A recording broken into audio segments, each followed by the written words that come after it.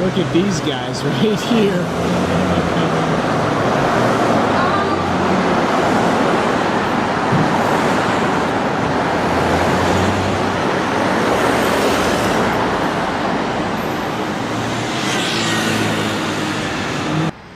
Just stumbled upon this gorgeous LP640 coupe. You just don't see these cars enough anymore since the Aventador.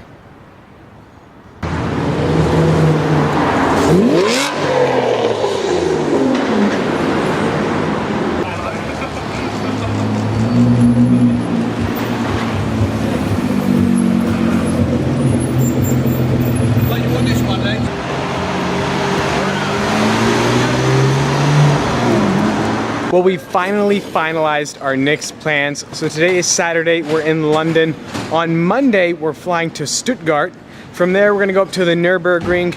Then we're gonna head back down to Stuttgart, down to Zurich, Switzerland, to Geneva, to Monaco, and then over to Venice for the Ferrari cavalcade. It's gonna be incredible. If anybody knows of any awesome dealerships, places to car spot, be sure to leave it in the comments so that we can go check out all the crazy stuff. We just found this Ferrari 512 TR. It's pretty cool to see a classic Ferrari in London. This of course has the 5-liter flat 12. It is raining today. Kind of cool to see the water beating up there. Of course the 5-speed manual transmission. Such an iconic Ferrari, of course, with the cheese grater intake right there. Pretty gorgeous. Look at this Cayman GT4. That is quite the livery. I've been wanting to do a Q&A here for a while now, but first, let's take a look at this, the Aston Martin DB5 shooting brake. How cool is this car? So, I don't actually know exactly how many of these exist. I did some quick research online. Some people say 12, others say 13. Absolutely crazy. The DB5 shooting brake. How crazy is this estate? Oh, London, the crazy, crazy cars you see in London. Absolutely gorgeous. Okay, this question is from Exotic Cars of Nashville. What are some of the best investment cars under certain price ranges, like under 100, 200, 300K? So I think this car actually is a great investment car, the Tesla Roadster, and here's why. This is the first electric car Tesla ever built. As far as production numbers, I don't know exactly what it is, but it's very, very small. And assuming Tesla continues to build the brand that it's building right now, owning the first production Tesla ever is gonna be worth a fortune. Also, I don't want to, talk up my own car, but I think that the 6-speed Lamborghini Gallardo is also a great investment car. That's a big part of the reason I bought it. And that's because the manual transmission doesn't exist. Hashtag save the manuals. So those are a couple cars. As far as sort of upper end cars, maybe in that $300,000 to $400,000 range, I think the Lexus LFA is a great investment car. And that's partly because the limited production. They only built 500 LFAs. Also, it's a standalone supercar from Lexus. I feel like in the Asia market, the LFA is gonna just be an iconic supercar. So from Colehart 37, Rolls-Royce or Bentley? I'm gonna have to go Bentley, probably not this specific one. I think the Mulsanne.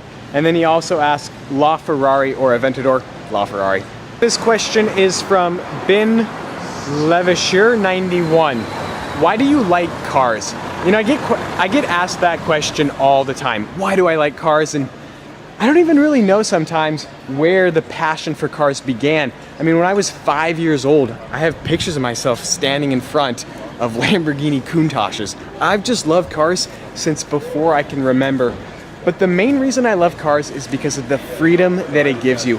I mean, once you have a car, you can theoretically go anywhere in the world. So that's why the day I turned 16, got my driver's license, that was the greatest day of my life. Just to have that freedom to go explore the entire world. They're pretty cool looking too, aren't they? All right, so from K Sager 99, what is the most personally valuable car that you have seen or driven? So the most personally valuable car I've seen is the Lamborghini Veneno, and here's why. It's not because it costs so much money or because it's absolutely ridiculous, because it is. So that car is the car that began my YouTube channel. I filmed that car. That video nearly has 6 million views to date. And that video, when I filmed it, that's when I started to realize the potential of YouTube. So that's why that is the most personally valuable car I've seen. As far as the most personally valuable car I've driven, it's gonna have to be the first car I ever owned. It was my dad's car. It was a 1969 GMC pickup truck. Absolutely a pile of junk. First car I learned how to drive a manual transmission on. Sold that car for about 500 bucks after I graduated from high school, but that was a pretty cool truck.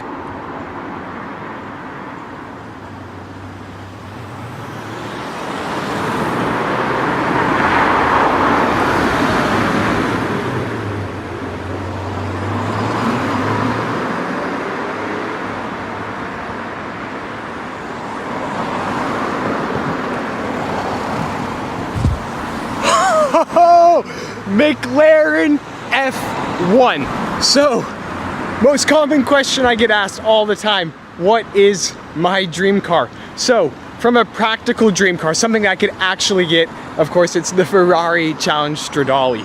But if we're talking money is no object, the McLaren F1. Holy cow. Now, I know a lot of people are gonna say, oh, you like the F1 because it's so valuable.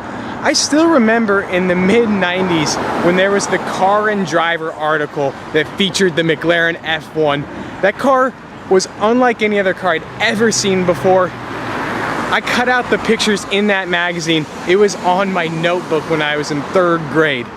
That is the ultimate car for me, the McLaren F1. This is pretty cool. We have a 488, and then parked behind it, we have the 458. Kind of cool to see the difference in the two. So, from Vince Cali, what's your next supercar, or what would you like as your next supercar? I get asked this question all the time from friends. I really don't know. I love my Gallardo, and there's not many other cars in that particular price range that just sort of like do it for me, nor is there anything in like the $150,000 range. I really, really love the McLaren 570S. I think that is a sick car. I definitely foresee one of those in my future. The problem with the 570S is that the car's brand new. Because of that, it's gonna be taking a massive hit in depreciation in the next couple of years. I hate depreciation, so for that reason, I wouldn't buy a 570S within the next, 4 or 5 years. But I do think it's a fantastic looking car. I've always loved Ferrari as well. Maybe a 458, maybe an F430. But to be honest, I'm still loving my Gallardo. So another car I would definitely consider to replace the Gallardo is the Huracan. I think it's a fantastic looking car. So, cars of the East Coast. Question, what has been your favorite car this trip? So, I just saw a McLaren F1. That's definitely number 1. Other than the McLaren F1, the Lamborghini LM002, I don't know what it is about that car. I just absolutely love it. From 19 Lawrence _ 918 or P1, Enzo or CGT, Enzo.